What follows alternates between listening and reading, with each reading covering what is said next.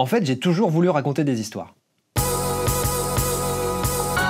Et je pense que ça a commencé quand ma petite sœur est née en fait. Parce que tout d'un coup, non seulement j'avais un public, mais en plus il pouvait pas vraiment se plaindre. Et puis au collège, où on peut pas vraiment dire que j'étais populaire, j'ai rencontré un pote qui était pas forcément très populaire non plus, et on a commencé à écrire des histoires ensemble. Et à l'époque, c'était pas évident d'avoir accès à une caméra. Mais comme on avait quand même envie de faire des trucs, on faisait des sketchs audio avec un vieux micro. Et puis un jour, une pote à nous a prêté la caméra H8 de ses parents. Et là on était comme des oufs. Donc là on a commencé à monter nos films sur des logiciels gratuits ou sur des versions d'essai, mais c'était assez limité. Et après le lycée, avec mon pote, on s'est retrouvé en fac de cinéma, où on a pu commencer à mettre les mains sur un vrai logiciel de montage. Alors au début, quand tu ouvres ça, t'as un peu l'impression d'être devant un logiciel de la NASA.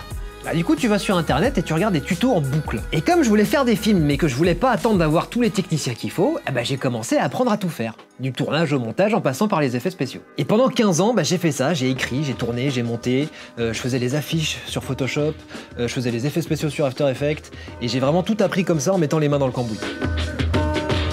Alors mine de rien, à mon époque, avoir accès à des vrais logiciels de montage sans argent, c'était pas évident. Et aujourd'hui, ce qui est dingue, c'est que t'as tout à portée de main. C'est-à-dire, t'écris une histoire, tu prends ton téléphone, tu prends 2 ou 3 potes et puis t'y vas. Et ce qui est bien, c'est qu'aujourd'hui, t'as même plus besoin de craquer une licence pour ça. Tu filmes, tu montes, tu fais tes affiches, tu fais des effets, tu mets ça sur tes réseaux et t'as un public. Qui n'est pas ta mère, je veux dire. Et l'idée, c'est ça. T'as plein de grands réalisateurs du genre Lynch, Scorsese ou Gondry qui te disent, tu veux être réalisateur ? Fais des films.